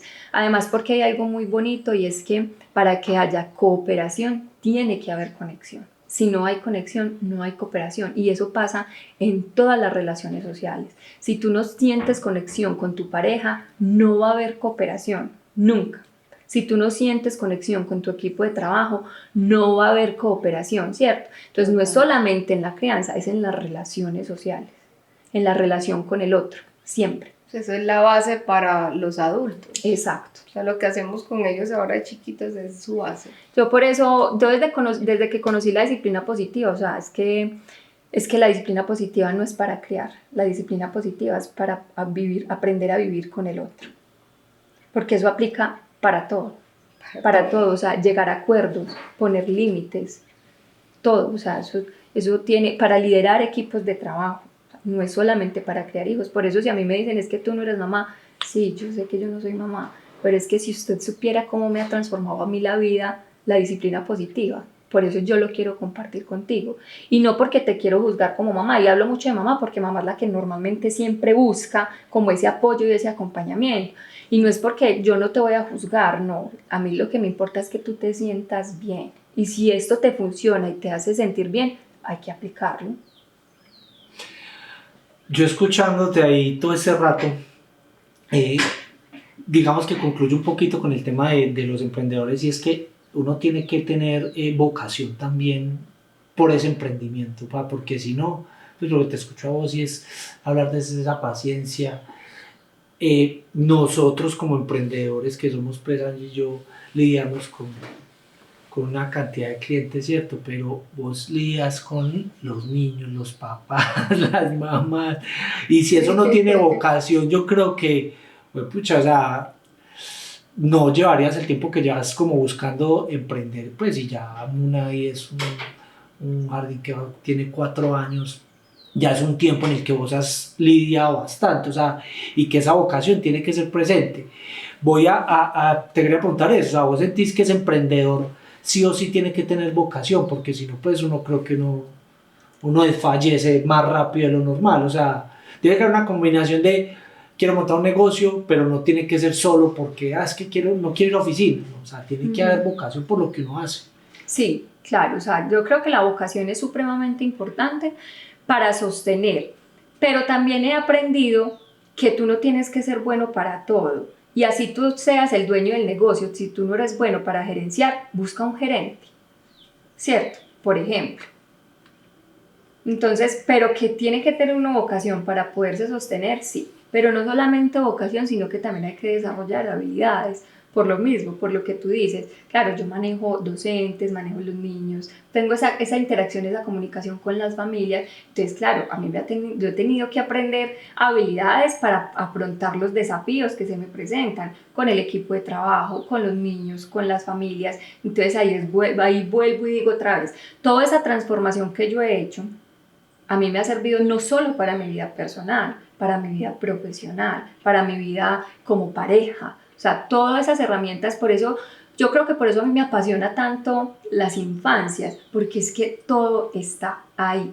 Ayer, por ejemplo, estábamos en una charla que hablaba del amor y el desamor y cómo los seres humanos nos vinculamos. Y la forma en cómo nos vinculamos viene desde abajo, desde cómo nos vinculamos nosotros con nuestros papás, ¿cierto? De si nos dieron demasiado o si no nos dieron nada, ¿cierto? Si nuestras necesidades básicas estuvieron satisfechas o no, desde ahí, o sea, desde cómo fue esa relación, desde cómo fue ese cuidado, desde cómo fue esa relación de papá y mamá, por ejemplo, desde ahí se empiezan a forjar nuestros vínculos. Entonces, por eso a mí la infancia me apasiona tanto, porque es que cuando yo estudio sobre las infancias, entiendo un montón de cosas de mi vida ya como adulto, de las decisiones que he tomado, de la manera en cómo yo me relaciono con mi pareja, de la manera en cómo afronto una situación difícil, de la manera en cómo me comunico, de la manera en cómo le digo al otro, mira, esto no me está gustando, de cómo le pongo el límite al otro. O sea, eso que yo he aprendido y que seguiré aprendiendo porque todavía me falta mucho, eso yo lo aprendí desde que empecé a trabajar con las infancias. Entonces, y no todos van a trabajar con infancia, ¿cierto? Pero claro, pero el hecho de que tú conozcas tu temperamento, de que conozcas tu personalidad, de que conozcas, pues madre, en qué estoy fallando, que no me estoy dando a entender con el otro, o sea, hay que entrar a revisar un montón de cosas para poder entrar a manejar una relación con el equipo de trabajo, con las familias, o en el caso de ustedes con sus clientes, porque ustedes tienen clientes muy distintos, o sea, ustedes, conmigo es un jardín infantil, claro, entonces yo tengo una manera distinta de ver las cosas, pero ustedes tienen restaurantes, claro, entonces son también contextos y personalidades muy diferentes y que le van a llegar a un público muy distinto, entonces eso también implica tener un montón de habilidades para poder saber cómo conecto yo con cada público al que le voy a llegar a través de las redes sociales que ustedes están manejando, ¿cierto? Entonces eso es. Y si definitivamente yo como líder de un proyecto no tengo la capacidad de comunicarme con mi equipo de trabajo, tengo que buscar a alguien de talento humano que tenga las habilidades para hacerlo, porque si no, yo no voy a sostener nunca un equipo de trabajo. Eso me parece muy, muy importante. Por lo menos Juan y yo siempre, bueno, tratamos como de seguirnos capacitando. O sea, no solamente es aprender finanzas, no solamente es aprender las últimas tendencias, no solamente es aprendamos algo nuevo en video, es también ese tema espiritual, trabajarlo. No, es que yo medito caminando, por ejemplo, me gusta es como caminar, me gusta respirar, ¿cierto? Y yo digo que cuando uno se pone a verse, digamos, la emprendedora de 5 años atrás, 10 años atrás, uno dice, ya tengo esa sabiduría porque he trabajado en mí para poder responder mejor a un cliente. Claro. Y de entender que también hay que dejar ir, ¿cierto? Imagino que también un momento, no, hay que dejar esta familia, no iba con los principios de Casa Munay o con el propósito, entender eso. Porque a veces no todo lo estamos haciendo bien, pero tampoco lo estamos haciendo mal. Y que también es entender, dejar ir en todo tipo de relaciones, de que simplemente Sí, no, es válido. no se pudo conectar a pesar de todo mi esfuerzo. Ya lo último era regalar mi trabajo, igual tampoco íbamos a conectar porque no había, no había la forma. Y es duro, porque a veces uno quiere tener más y más y más clientes y no trabaja esa parte personal. Entonces se le olvida que hay que dormir, que hay que dejar un espacio para comer. Y porque también se desdibuja el propósito.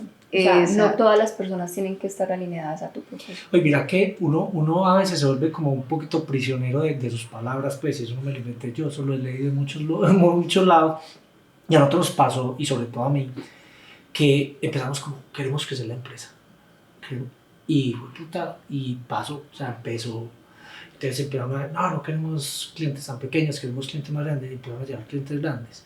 Entonces también llegó el momento en que nos estaba volviendo trabajadores 24/7. Entonces para mí es muy importante ese tema de que, por ejemplo, lo que yo digo, o sea, se nos creció a nosotros como el enano y nos estaba llevando solo desbordarnos a trabajo. Entonces a mí me encanta montar bicicleta y no lo estaba haciendo. O digamos que sacaba el rato y me iba y ni siquiera estaba tranquilo pensando en todo lo que tenía que llegar a hacer. O no, mejor me hubiera quedado y adelantar para poderme acostar temprano. Entonces también empezamos, y no solo fue como, bueno, te vamos a soltar los clientes, no, entonces es decir, bueno, cómo empezamos a acercar gente al equipo y uno se tiene que preparar para eso. O sea, nosotros, como dicen, ya estudiamos mucho, y uno estudia no solo por saber o querer hacer todo, sino también saber si yo voy a soltar, hacer esto, bueno, lo aprendo para poder exigir eso que estamos haciendo. O sea, yo no soy community manager, nosotros hace poco contratamos una community manager que ya hace parte del equipo. Angie sí estaba más relacionada con el tema, pero digamos de cierta forma yo también me acerco para uno saber, bueno, cuál va a ser el rol de esa persona. Y eso nos ha ido ayudando también a, bueno, mantengamos clientes, podemos seguir creciendo, pero también hay que empezar a sacar tiempo, porque es que eso hace parte de uno, o sea, que uno tiene que trabajar, pero también tiene que respirar, también tiene que parar. No sé, yo me sentía mal cuando me sentaba a no hacer nada. Me sentía mal, sí. O sea, y yo hoy día ya digo, bueno, estoy entendiendo eso, pero yo decía, pues puta, no me puedo sentar a hacer nada porque me siento mal. Tengo que estar haciendo algo todo el tiempo que hay que estar haciendo, y es válido no hacer nada. Y mira, yo creo que eso también fue una de lo que me motivó como a crear la profe Nati, porque yo amo Unai, o sea, cierto, o sea, ese es mi proyecto de vida, pero cuando tú eres emprendedor eres muy solitario, y eso también va pesando, va pesando, ¿cierto? Entonces, claro, yo no tengo compañeros de trabajo, yo tengo un equipo de trabajo con los que puedo tener una relación muy bacana, ¿cierto? De líder, no de jefe, sino de líder, pero es mi equipo de trabajo, no son mis amigos, no son mis compañeros, ¿cierto? Entonces, eso también la profe Nati se crea como ese empujoncito para ir soltando de manera responsable. Porque también a mí me cuesta soltar, ¿cierto? Yo creo que yo he trabajado mucho en esa parte del control, que es muy buena en muchas cosas, porque eso te permite que las cosas salgan bien y estén bien y funcionen bien, pero también cuando uno no suelta, también se llenan un montón de responsabilidades, y tampoco eso no le permite a uno crecer y buscar otras oportunidades y otros horizontes sin abandonar eso que ya se ha construido y que se seguirá construyendo porque seguirá creciendo. Pero también es una forma muy importante, pues es un empujoncito para soltar.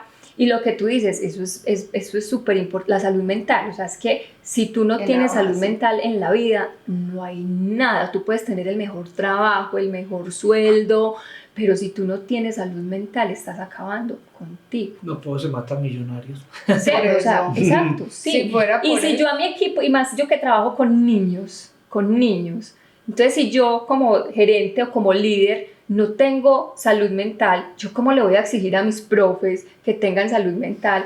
¿Y cómo le vamos a exigir a los niños que respiren ante un desborde emocional, que pongan un límite, ¿cierto? Que si estás muy enojado, busca un espacio donde puedas estar más tranquilo, si las profes no lo saben hacer, o si yo no lo sé hacer, ¿cierto? Entonces, porque la salud mental también hace parte de eso, de aprender a poner límites, ¿cierto? De buscar el entorno adecuado y el momento adecuado para abordar una situación específica. Entonces eso es supremamente importante, el sacar el tiempo. No tenemos que ir al gimnasio, no, o sea, también por lo mismo, porque también nos han vendido una Sí.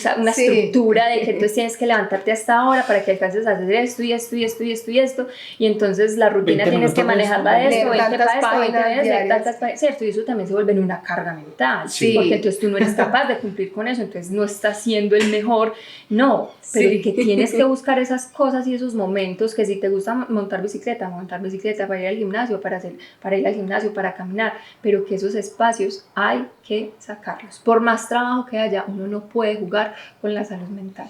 Y de que el equipo de trabajo lo va a entender. Ujú. Por lo menos a mí con mi compañera, ¿cierto? Ella trabaja con nosotros y ella, yo a mí le he explicado a ella, mira, es importante dormir. Ella no duerme. Entonces yo le digo, mira, es importante dormir. Yo, después de tal hora, no contesto el teléfono porque para mí es importante, después de 7 de la noche, estar en cama con Juan, con mis perros y que Gaby esté tranquila en su cuarto. Entonces ella, wow, sí, tienes razón, ¿cierto? Entonces, si ella lo sigue haciendo bien, pero yo le estoy transmitiendo lo que es importante para mí. Uh-huh. Y que yo a ella, y también uno crear herramientas, lo que tú dices, no es soltar por soltar, no. Creamos un sistema, ¿cierto? De tal forma de que no tenemos que hablar todo el día. Ya, ella me marca, yo le marco sus funciones, el día a día, se va creando un informe diario y así nos vamos nutriendo y sacamos a un espacio de una reunión y ella, uy Angie, qué chévere trabajar así, yo sí, yo porque qué cansón yo todo el tiempo estarte diciendo qué tienes que hacer, y ella, me gusta, y ella se siente libre, pero ahí le tengo una estructura. Y confiar. Y confiar, eso me costó mucho. Confiar. Yo era todo el tiempo pegada de todas las cuentas. No, así no. Entonces, pero a la vez llega un punto en que Juan recuerda, entonces nunca vas a soltar. Oye, ¿Cómo vamos a yo no crecer? ejercicio que incluso confiar en él. Pues porque Y yo confiar en él. Sí. Ese fue incluso el primer ejercicio que uno tiene que hacer cuando hace un equipo. Pues nosotros en ese caso, que el equipo empieza en sociedad, nosotros dos. Tenemos que, aparte de terminar de trabajar e ir a dormir juntos. y respetar los espacios. Y esta decisión de la empresa no la podemos llevar a la casa y a la cama. No la podemos llevar. Mañana lo seguimos conversando. Sí. No, eso ha sido lo más difícil. Es que el camino, uno es muy loco. Ahorita vos, devolviéndome un poquito, ya como ir buscando ese final, que vos decías que hay gente pues que ir a la oficina, ¿cierto? O sea, una vez dice, yo a veces también le pensaba, yo, puta, ¿dónde fue a la oficina? Yo el viernes a las 5 de la tarde sería libre. Y yo todavía, y lo que digo, o sea, pucha, y yo mi carrera de ser independiente y por lo menos trabajar desde mi casa me la llevo varios años forjándomela. Porque claro, o sea, uno está, lo que vos decís, en un sábado, en un domingo, o pintando. Porque no estoy trabajando en el magisterio. O por ejemplo nosotros que vamos a organizar la semana un domingo, listo, vamos a sentarnos cuando, no, qué rico crispeta y película. Pero entonces también es que a veces a la gente le cuesta entender esa vida de que por ejemplo nosotros un martes o un miércoles, que pues es un día más laboral, que nosotros estamos más relajados. Uh-huh. Y ese día nos dio por no hacer nada, no hagamos nada. Uh-huh. O sea, y disfrutemos no hacer nada. Porque trabajamos el sábado y el domingo y no necesitamos un día.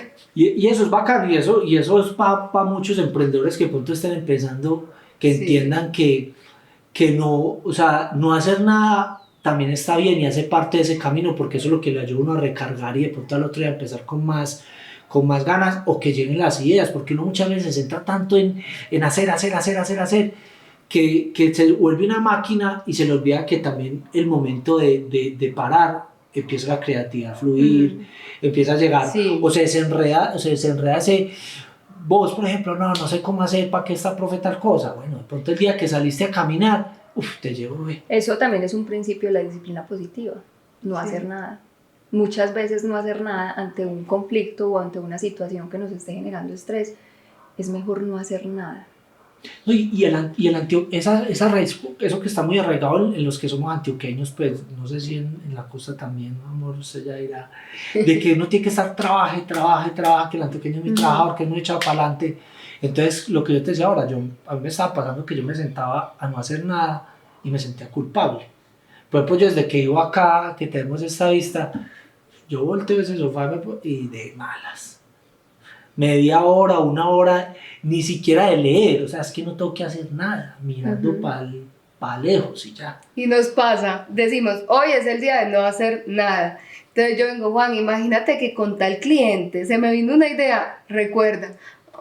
Pero es eso mismo, ya se libera uno tanto. Cojo el libro y empiezan a llegar las... Cojo el libro y yo misma, no voy a leer. Pero también uno también se lo puede permitir, háganlo, porque nosotros hemos salido a tomar una cervecita o algo y el momento de relajo, escuchando un tanguito, lo que sea, llegó una idea, pues también ese momento de, bueno, no vamos a dedicarnos a trabajar, pero pues no la dejemos ir. ¿Me dejas escribir? Porque es esa misma disposición, lo que yo decía ahora, de que uno le baja uno como las revoluciones al trabajo y empieza también a fluir la cosa más. Hablando de ese tema, yo veo mucho, yo trato como de no ser tan extremista, como de tratar de... veo mucho ese tema que a los niños, y ahora que me dices que es muy importante no hacer nada desde la disciplina positiva, me parece muy chévere ese tema y como un consejo también a los papás, porque a la mayoría de los niños no han cumplido los 6 meses, natación. Van al colegio, llegan al colegio, tienen inglés, natación, patinaje. Robótica. Entonces, son niños que uno ve que ojerosos, con el mismo uniforme todo el día, pero es ese tema cultural que nos enseñaron. Pero yo también vengo de una familia donde si tú estás haciendo nada, o sea, tú no sirves para nada, tú tienes que estar haciendo algo, o hace y la competencia, y quiero que mi hijo sea el mejor. Sí, por lo menos que uno más se aburre es porque no me puede hacer oficio. Tanto oficio que hay que hacer, vea, usted no hace nada. Ve, mamá, estoy cansada, vine del colegio, vine de tal clase, pero ahí está haciendo nada, póngase a hacer otra cosa. Y uno queda como que, y de verdad a mí me cuesta eso, pero es porque me lo enseñaron. Pero yo vengo de una familia que trabajan todo el día, en la noche, y de hecho fue hace muchos años, salía del trabajo para el estudio, y así se le va a uno la vida, y cuando uno se intenta dar unos pares, uno se siente mal, y es difícil.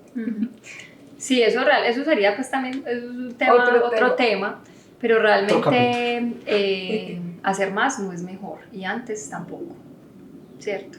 Y un bebé, lo único que necesita un bebé es estar con sus adultos significativos y con su figura primaria, que en la mayoría de los casos es mamá, y que debería ser mamá, ¿cierto?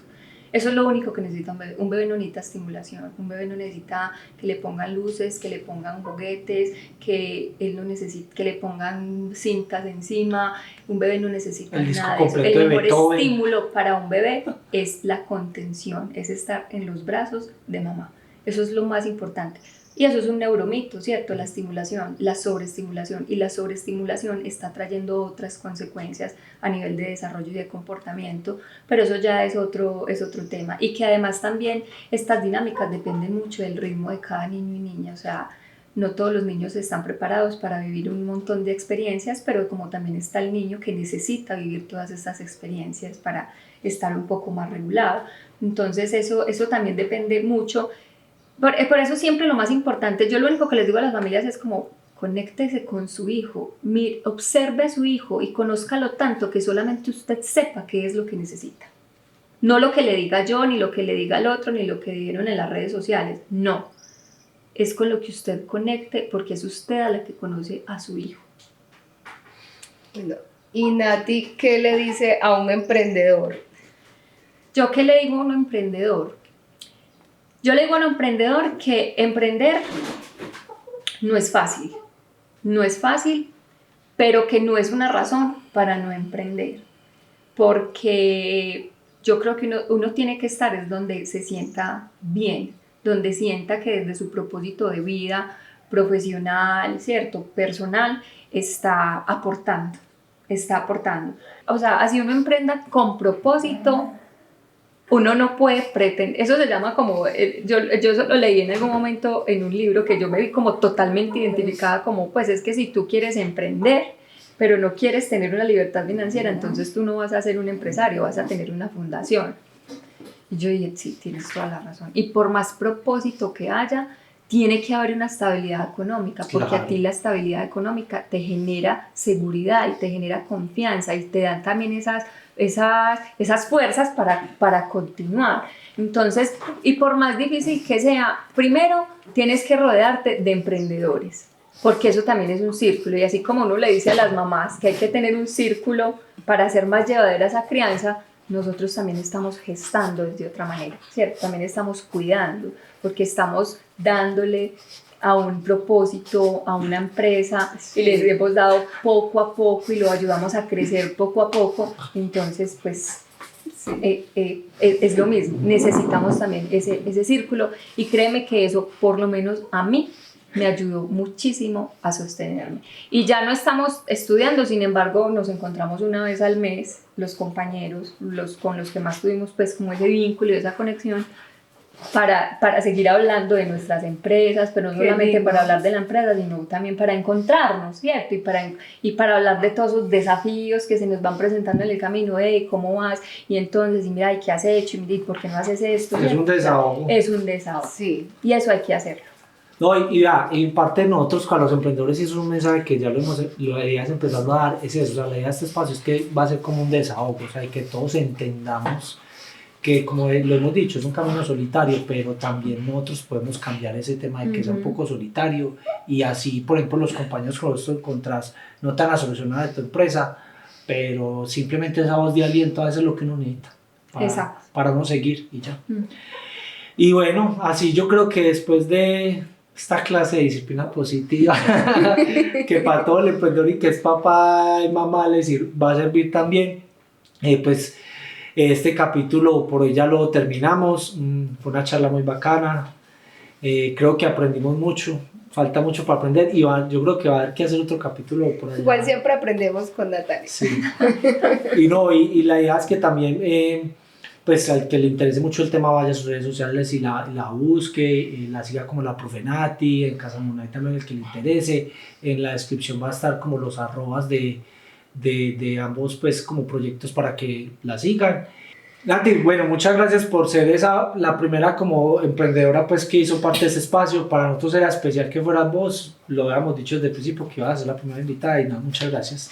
No, muchísimas gracias a ustedes por este espacio tan maravilloso. Pues es un espacio donde creo que se pueden abordar muchos temas, no solamente desde el emprendimiento, ¿cierto? Sino como desde lo que hace cada emprendedor. Entonces es un espacio muy, muy enriquecedor. Y bueno, y gracias a ustedes también por permitirme hacer esto otro que me gusta, que es conversar Muy bacán. y enseñar. Bueno, Y aprender también, porque siempre, todos los días aprendo, y creo que una de mis pasiones es aprender. Súper. muchas gracias. Nos vemos entonces en el próximo capítulo. No se les olvide suscribirse, sigan las redes sociales y chao a todos.